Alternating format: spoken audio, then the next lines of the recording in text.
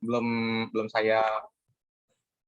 saya buat apa tuh rentang keefektifannya, Pak.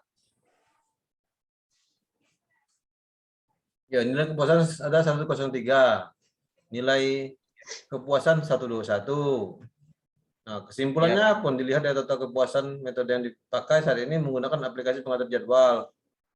Jadi menggunakan aplikasi pengatur jadwal mengubah jadwal. Oke, nah terus ke bawah lagi apa? Bawah lagi. Wah, lagi ini apa tuh prototipenya, Pak? Oke. Ini baru Prototipenya, Pak. rancangannya. Terus? Ya, untuk prototipenya bisa diakses di Figma, Pak. Nah, ini HTA-nya, Pak. Diakses di mana? Apanya, Pak? Maaf, Pak. Bisa diakses di mana prototipenya tadi? Prototipnya di Figma, Pak. Figma. Iya, Pak. Ini apa tuh platform yang aplikasi itu disarankan online ya, online aplikasi ini. Online, Pak. Ya, bisa diakses. Jadi kalau oleh kita teman-teman, klik, Pak. dia Kalau akan muncul gambar-gambar yang seperti yang di bawah tadi. Iya, Pak. Oke, terus lanjutkan ke bawah, terus. Oke. Lalu ini Lama-lama, yang per step. Aku nyuon dulu gambarnya, jangan cepet-cepet. Step pertama gambarnya apa, Oke, Pak. step kedua gambarnya apa. Ini step pertama. Jadi pada apa tuh gambar pertama yang sebelah kiri ini adalah splash screen, Pak. Splash screen pada saat aplikasi pertama kali dibuka. Lalu di sini lalu kemudian akan diberi opsi untuk masuk atau daftar, Pak. Di sini saya menggunakan database pribadi, Pak. Jadi orang yang ingin menggunakan fitur ini harus login. Terus? Harus login untuk ini bisa menggunakan. Lalu ketika masuk itu tuh akan diminta email dan password yang sudah terdaftar. Lalu kalau dia sudah terdaftar, dia pilih masuk. Kalau dia belum terdaftar, dia pilih daftar gitu ya? Iya, Pak. Oke, terus lanjut. Lalu pada bagian masuk itu tuh memasukkan email dan password, lalu klik masuk. Jika ingin mendaftar itu tuh masukkan email, password, dan konfirmasi passwordnya, Pak. Oke, terus? Lalu setelah mengklik tombol tersebut, maka akan muncul tampilan seperti ini, Pak. Ini halaman depan untuk aplikasinya, Pak. Jadi pertama itu tuh si pengguna itu tuh akan ditampilkan semester berapa jadwal yang ingin ditampilkan. Apakah semester 7, semester 6, dan seterusnya. Lalu ini tampilan untuk profilnya, Pak. Lalu berikutnya ketika si pengguna itu tuh membuka salah satu semester ini nih, maka ini yang tampil jadwal dari kuliah yang diambil, Pak.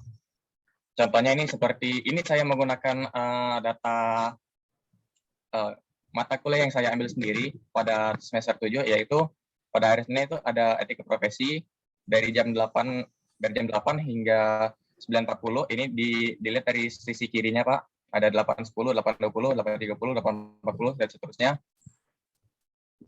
Lalu jika dilihat dari pada hari Selasa ini, pada jadwal yang diberikan oleh admin jurusan itu tuh jadwal interaksi manusia dan komputer dan Kapita Selekta itu tuh bertabrakan, Pak. Maka akan ditampilkan berwarna merah. Sedangkan etika profesi dan antar peripheral ini nih tidak bertabrakan. Kapita Selekta mulai jam berapa itu kuliah Kapita Selekta? Kapita Selekta pada jadwal yang diberikan oleh admin jurusan itu tuh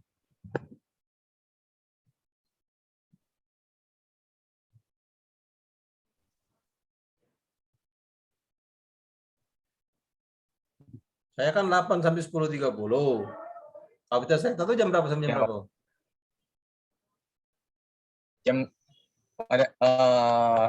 Pada hari Selasa itu tuh interaksi manusia dan komputer itu jam 8 hingga 10.30, Pak. Kapita Selekta itu tuh jam 10 hingga 12.10, Pak. Oh, jadi tabrakannya setengah jam. Ya, tabrakannya setengah jam, Pak. Siapa yang meninggal? Iya, maksud tabrakan di sini nih jadwalnya jadwalnya itu tuh saling bertimpa Pak. Jadi ya Oke, begitu Pak. jadi yang setengah jam itu gimana ngatasinya? Kalau setengah jam bertabrakan itu gimana ngatasinya? Untuk mengatasinya itu tuh karena di sini yang memiliki wewenang untuk mengubah jadwal itu tuh adalah admin jurusan. Jadi pada aplikasi saya itu tuh admin dosen juga berhak untuk memindahkan Nah, maksud jadwal Pak. di aplikasi ini kan muncul tanda merah. Terus gimana ngatasinya? Dosen ini Pak dosen bisa memindahkan jadwalnya Pak. Nah, Oh, apa tuh bukannya ada notifikasi ke dan dosennya atau ada juga notifikasi ke mereka adminnya? Nggak ada ya? karena admin jurusan menurut saya Pak, ini pendapat pribadi saya Pak, kalau admin jurusan itu hanya sebagai formalitas untuk menentukan jadwalnya Pak, tapi untuk pelaksanaannya itu tuh kesepakatan dari dosen dan mahasiswanya untuk menentukan jadwalnya tuh kapan dilaksanakan Pak. Ya, maksudnya aplikasi ini terhubung ke pribadi orang atau aplikasi ini terhubung ke sebuah sistem di jurusan, maksud saya tuh. Oh, begitu Pak. Jadi aplikasi ini tidak terhubung ke apa tuh database jurusan Pak. Jadi ini menggunakan database pribadi Pak. Oh, jadi hanya kamu yang tabrakan, ya kan istilahnya tuh kan? Ya, jadi Nah, ya, jadi dosen oke. dan mahasiswanya yang hanya tabrakan. Oke, dari sekarang tindak lanjutnya gimana kalau ada waktu yang seperti warna merah seperti ini? Kamu yang ngelapor ke dosen atau dosen ngelapor ke kamu? Jadi dosen di sini nih dapat melihat jika apa namanya mahasiswanya jadwal pada mahasiswanya itu tuh akan bertabrakan dengan jadwal yang lain, Pak. Juga mahasiswanya juga dapat melapor seandainya jadwal tersebut itu tuh bertabrakan dengan jadwal mereka yang lain, Pak. Ya, maksudnya tuh kan aplikasi ini nih apakah digunakan bersama atau aplikasi ini hanya untuk pribadi saya gitu kan? Jadi kalau Digunakan bersama, aplikasi Pak. Jadi mahasiswa dan dosen itu tuh akan melihat ya akan menggunakan aplikasi yang sama, Pak. Oke, lanjut.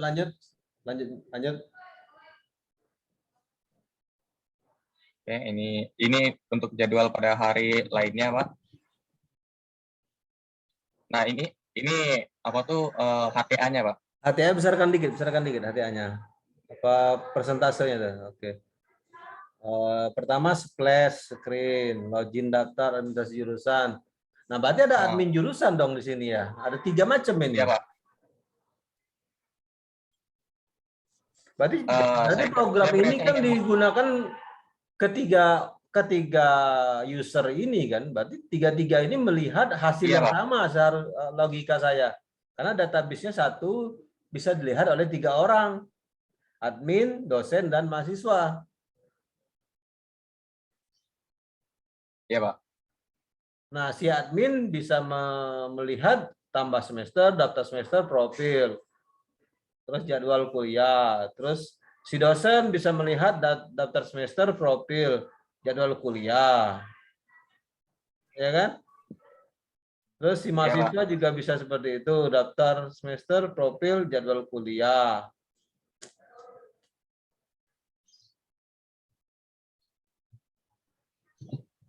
Loh, kok yang bisa memindahkan jadwal itu malah mahasiswa ya, bukan si dosen dan si admin ya? Ini, Pak, Memindahkan. maksud memindahkan ini, Pak. Jadi si dosen dan admin itu tuh bisa mengubah jadwalnya, Pak. Tapi ya dosen dan admin jurusan bisa mengubah, Pak. Tapi mahasiswa itu hanya bisa memindahkan, Pak. Tapi itu tidak mengubah yang Maksudnya jadwal memindahkan ini, di Pak. sini maksudnya apa? Mahasiswa bisa memindahkan ini. Jadi itu si mahasiswa itu tuh bisa memindahkan jadwal. Cuman objek dari jadwal itu tuh dipindahkan ke jadwal lain untuk melihat apakah jadwal itu tabrakan atau tidak. Ya, tapi kalau mahasiswa memindahkan ke hari Senin, berubah nggak daftar mata kuliah yang diadmin sama di dosen? Maaf, Pak, apa Pak? Ulangi, Pak.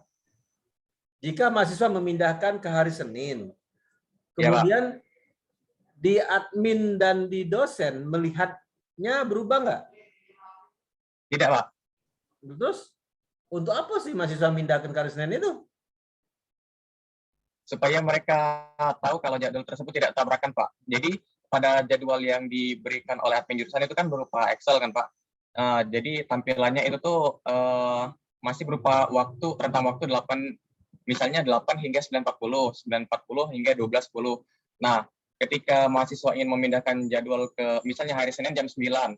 Nah, mahasiswa itu masih harus melihat apakah hari Senin jam 9 itu tuh bakal bertabrakan dengan mata kuliah lain atau tidak.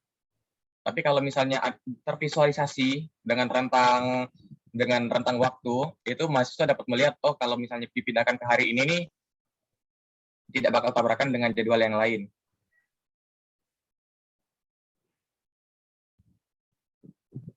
Oke, oke. Terus lanjut, siapa yang memutuskan program itu harus pindah jadwal? Yang bisa memutuskan untuk jadwal tersebut tidak bisa pindah itu tuh admin jurusan dan dosen, Pak.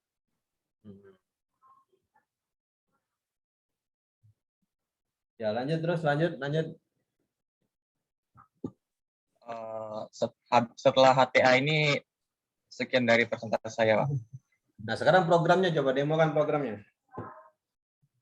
Untuk programnya belum saya buat, Pak.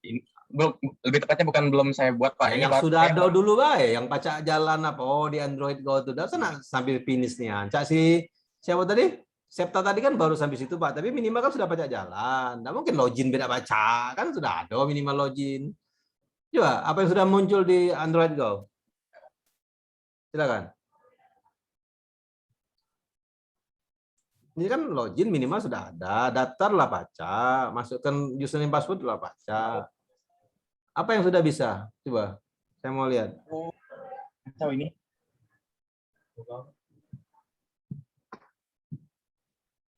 Udah ngomong boleh kasih baik. Biar bilangnya lebih tenang.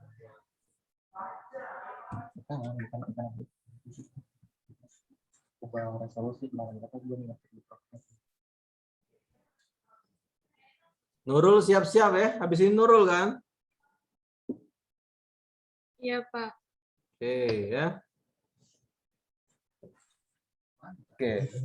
Ini yang tadi, ini yang ya bukan Android ya, bukan ini kan? Dimas, ini bukan Android ya? Ini belum main Android ini kan?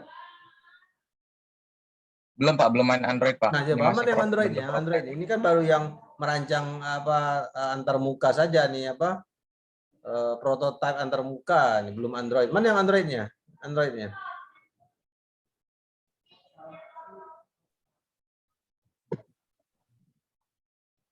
Mana yang Android itu, Mas? Yang Android. Yang ini enggak usah, sudah tadilah kau tampilkan tadi kucing kok. Sudah ada di presentasi kok tadi. Sekarang yang Android, saya pengen yang Android. Mana yang Android? Bentar, Pak. Ini ukurannya belum saya ubah.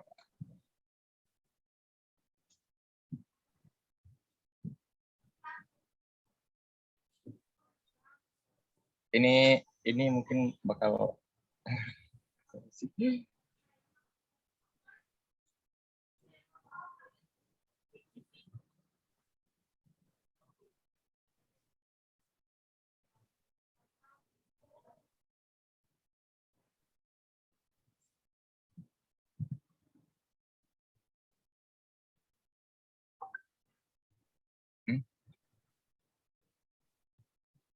Oke, ini sudah Android ya? ya, Pak. Oke, coba jalankan. Jadi ketika dia masuk itu tuh memasukkan email dan password. Ya, coba. Bisa nggak Ketika diisi masuk email ini passwordnya? profilnya seperti itu. Email passwordnya belum bisa diisi. Coba isi email passwordnya. Oh, ini di Figma ini cuman prototipe, Pak. Ini cuman simulasi dari aplikasi yang akan digunakan, Pak. Ya, yang Androidnya mana yang Androidnya? Yang Androidnya apa tuh masih belum, Pak. Nggak satu pun, nggak mungkin satu halaman pun belum muncul. Kan sudah ada satu halaman. Mana yang Android?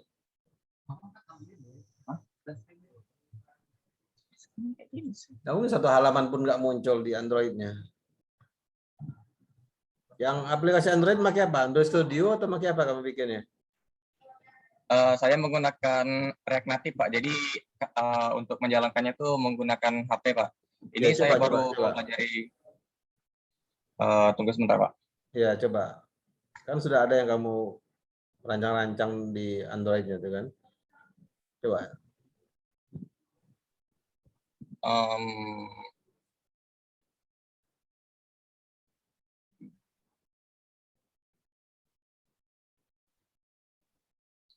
share dari HP bisa ya?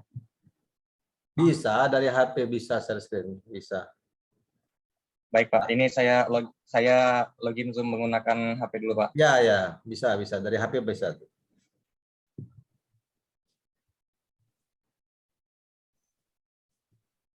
Ini keluar dulu share screen kau nih. Kau berhenti share screen dulu dari laptop kau nih. Biar HP kau pajak masuk. Nah, sekarang kau masuk ke internet, masuk ke Zoom, pakai HP, kakek bisa kau share screen.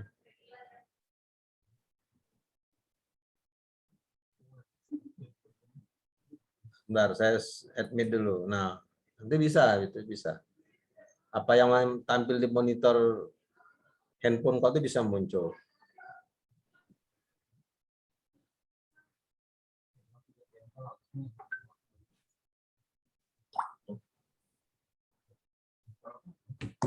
Stop.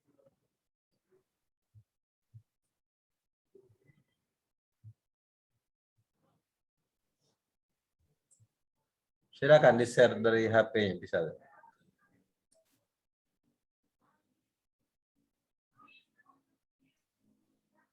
Oke. Coba mana yang Android-nya?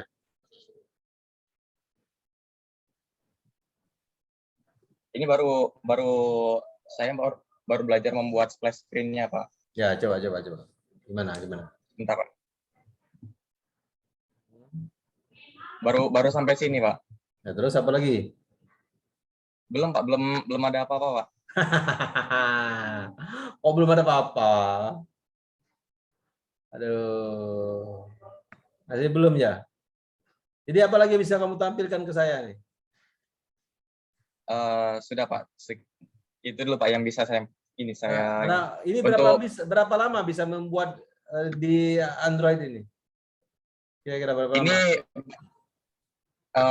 setidaknya kalau sampai login ke menu utama itu mungkin minggu depan sudah bisa, Pak. Jangan sampai login menu utama lah, pacak ganti jadwal harusnya kalau sudah seminggu tuh. Alang kelamonyo cuma pacak login bae. Kalau seminggu sudah Baik, bisa Pak. ganti jadwal, ya. Saya usahakan, Pak. Sudah jalan ganti jadwalnya. Seminggu nih. Kan prosesnya tadi kan melihat jadwal sama ganti jadwal, tuh lihat tadi. Iya, Pak. Iya. Ya. Jadi kau bertindak sebagai admin atau sebagai dosen. Nah, minggu depan tuh kau demokan. Kau sudah bisa ganti jadwal. Ya. Jadi jangan sebagai mahasiswa, kau sebagai dosen atau sebagai admin. Jadi kau sudah bisa mendemokan jadwal yang bertabrakan itu bisa kau pindahkan. Oke, PR kau besok ya. Baik, Pak. NIM kau berapa? NIM kau sama dengan si Septa tadi ya, cuman beda di ujung B ya. Pak, beda, Pak. Hah? Septa 111, Pak. Saya 112, Pak. Yang di awalnya, Pak. 090112. 09 01 12. Ngapa Septa 18 tadi? Karena Septa itu SNMPTN, Pak. Bukan, jadi kau 09 01 terus 09 0112. Oke. Terus 8182. Oh, kalau Septa tadi satunya 3 kali ya? Iya, Pak. Iya, Pak. Oke. 09 01 12 8 terus 8182. Oke. 3132. Oke. 3132. Oke, nama kau siapa? Dimas Aditya Kristianto. Aditya. Kristianto. Ya, saya lihat di Zoom dulu. Dimas Aditya More. Nih kau. Dimas Aditya. Mana nyuanya penuh nih? Ayo dah. Kau sebut ke mana? Dimas Aditya. Dimas Aditya Kristianto. Kristianto ya. Ya Pak, benar Pak. Oke. Nah, kalau nilai kau berarti tunda ini aku tulis ya. Baik Pak. Karena belum ada demonya, jadi nilainya masih tunda. Kalau si Anu tadi, si Septa tadi sudah ada nilai UAS-nya, kau masih tunda. Sekarang si Nurul, silakan Nurul.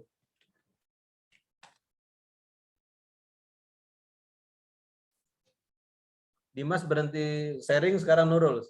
Silakan Nurul. Baik, Pak.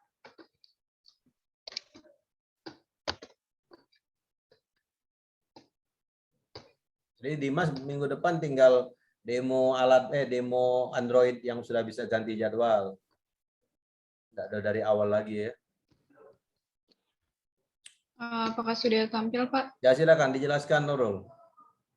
Baik, Assalamualaikum warahmatullahi wabarakatuh. Waalaikumsalam. Selamat pagi. Warahmatullahi wabarakatuh.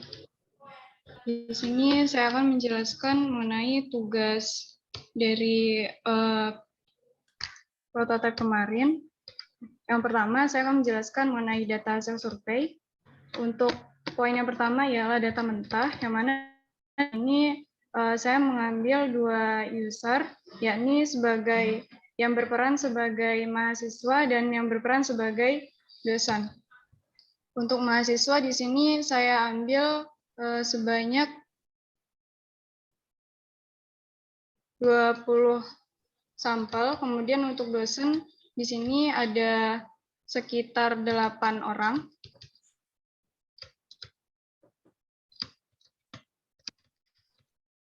Untuk pengolahan data sendiri, saya mengambil hasil yang ada yang sudah terangkum di dalam Google Form, yang mana untuk pertanyaannya, yang bagian mahasiswa ialah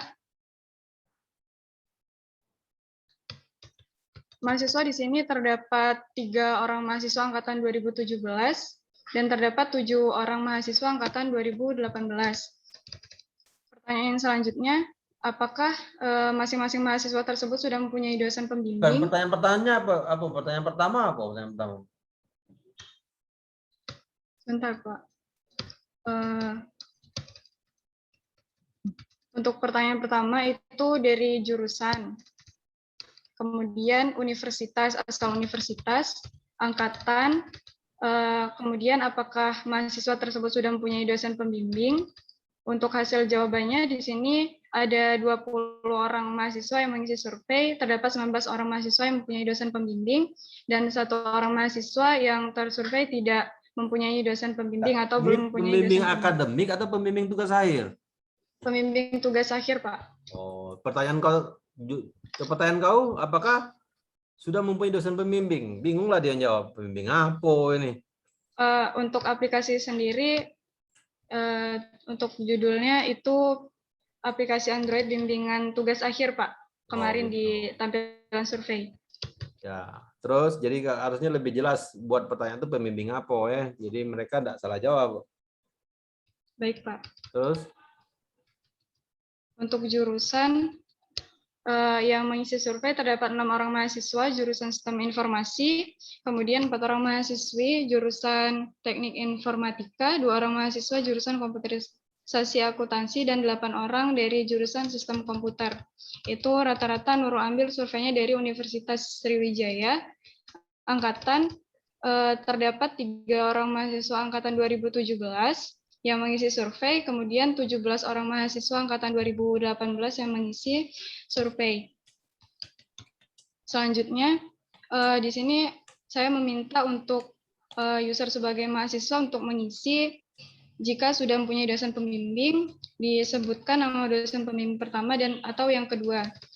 dari hasilnya terdapat 3 orang mahasiswa bimbingan tugas akhir dengan Pak Fali, kemudian 1 orang pembimbing TA dengan Pak Adi Wedasmara, 1 orang yang belum ada pembimbing, 2 orang bimbingan TA dengan Pak Dery Setiawan, kemudian 1 orang bimbingan tugas akhir dengan Pak Ahmad Herianto, 1 orang yang bimbingan tugas akhir dengan Ibu Dian Palupidini itu dari Teknik Informatika, 1 orang bimbingan tugas akhir dengan Pak Biansa dan Ibu Novius Liani, 1 orang bimbingan tugas akhir dengan Pak Erwin, selanjutnya 1 orang yang bimbingan dengan Bu Endang Lestari. Setelah itu bimbingan tugas akhir dengan Ibu Hardini Novianti itu 1 orang, 2 orang yang bimbingan dengan Pak Ihsan Jamba, kemudian 1 orang yang bimbingan tugas akhir dengan Pak Afrian Firdaus, 1 orang yang bimbingan tugas akhir dengan Ibu Mira Afrina, kemudian 1 orang yang bimbingan tugas akhir dengan Pak Pacu Putra, dan yang terakhir bimbingan dengan Ibu Yunita dan Bapak Muhammad Burhanul Rizki.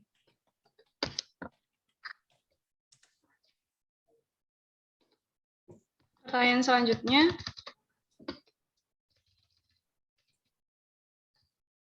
apakah user sering merasa kesulitan saat melakukan bimbingan tugas akhir atau skripsi kepada dosen dalam kondisi pandemi seperti saat ini? 12 orang yang memilih merasa kesulitan dan 8 orang memilih tidak merasa kesulitan melakukan bimbingan tugas akhir saat pandemi. Pertanyaan selanjutnya, apakah sistem bimbingan tugas akhir dengan dosen tersebut dalam kondisi pandemi berbeda dengan kondisi sebelum pandemi? Ada 16 mahasiswa yang memilih ya dan 4 orang yang memilih tidak. Pertanyaan yang selanjutnya ialah bagaimana cara bimbingan tugas akhir dengan dosen saat ini? Di sini untuk inputan jawabannya, yang pertama ialah menemui secara tatap muka, kemudian menggunakan Zoom fakultas, selanjutnya menggunakan Google Meet, dan yang terakhir melalui chat pribadi atau melalui chat grup. Untuk hasilnya, terdapat 6 orang yang memilih atau menemui secara tatap muka, 7 orang yang memilih menggunakan Zoom fakultas, 7 orang yang memilih menggunakan Google Meet, dan 16 orang mahasiswa yang memilih bimbingan secara chat pribadi atau melalui grup chat. Setelah itu, pertanyaan selanjutnya, apa saja yang menjadi kendala saat melakukan bimbingan tugas akhir dengan dosen? Untuk inputan jawaban, di sini Nurul ambil sampel. Yang pertama, mengetahui apa saja syarat tugas akhir terbaru, kemudian mengecek format kepenulisan tugas akhir yang benar, jadwal bimbingan tugas akhir dengan dosen, selanjutnya kondisi jaringan saat melakukan bimbingan tugas akhir dengan dosen, dan yang terakhir, mengetahui apakah alur penulisan sudah benar atau belum. Untuk hasilnya, di sini terdapat 4 orang yang mempunyai kendala dalam mengetahui apa saja syarat tugas akhir, yakni 9 orang yang mempunyai kendala dalam mengecek format kepenulisan tugas akhir yang benar, kemudian 13 orang yang mempunyai kendala dalam jadwal bimbingan tugas akhir dengan dosen, 9 orang yang mempunyai kendala dalam kondisi jaringan saat melakukan bimbingan tugas akhir, dan yang terakhir ada 1 orang yang mempunyai kendala dalam mengetahui alur kepenulisan, apakah kepenulisan tersebut sudah benar atau belum.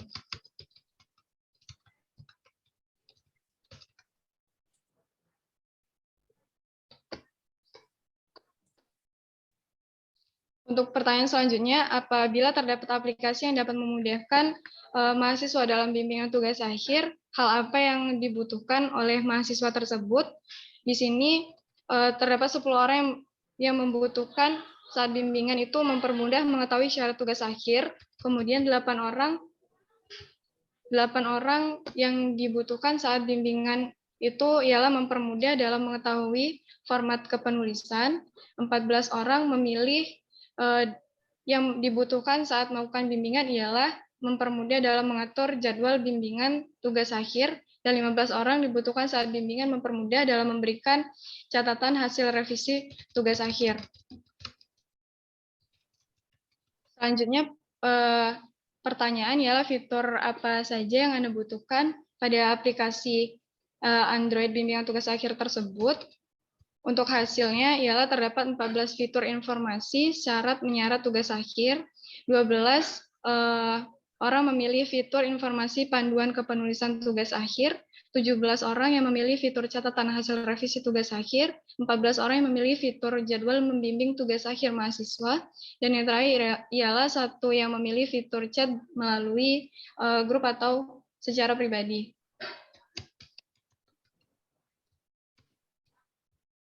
Baik, berikut pengolahan data hasil survei terhadap dosen.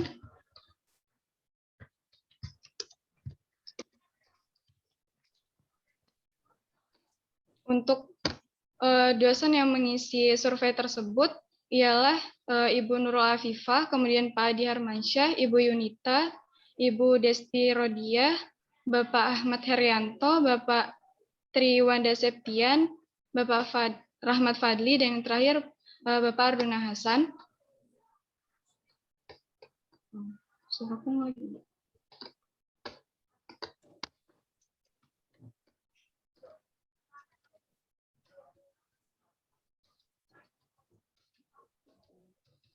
Baik, untuk pertanyaan selanjutnya ialah apakah sering merasa kesulitan saat membimbing tugas akhir skripsi kepada mahasiswa dalam kondisi pandemi seperti saat ini? Terdapat 3 dosen yang memilih iya, dan kemudian 5 dosen yang memilih tidak. Pertanyaan selanjutnya, apakah sistem membimbing tugas akhir mahasiswa dalam kondisi pandemi berbeda dengan kondisi sebelum pandemi? Hasil survei, dosen menjawab 8 orang memilih iya, kemudian yang memilih tidak itu tidak ada. Untuk pertanyaan selanjutnya ialah bagaimana cara membimbing tugas akhir mahasiswa saat ini?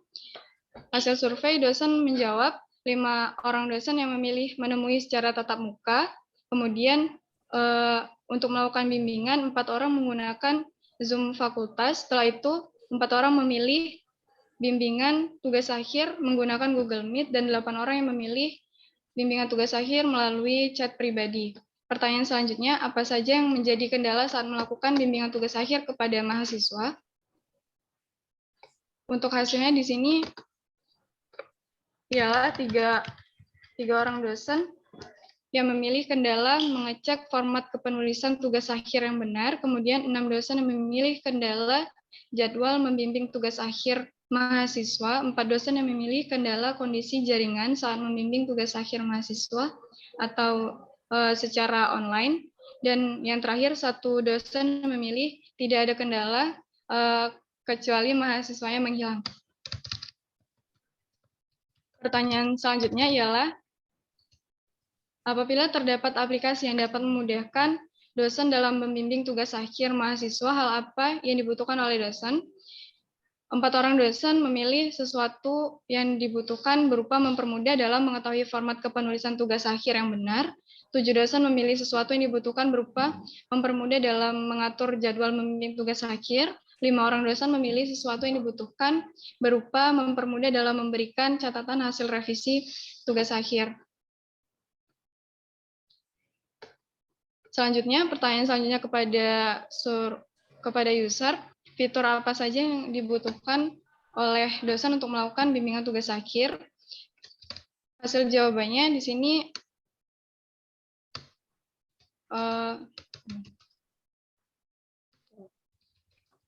5 orang dosen memilih fitur informasi panduan kepenulisan tugas akhir, kemudian 7 dosen memilih fitur catatan hasil revisi tugas akhir, 8 orang dosen memilih fitur jadwal membimbing tugas akhir kepada mahasiswa, dan 1 orang dosen memilih fitur update perbaikan hasil revisi dan fitur referensi.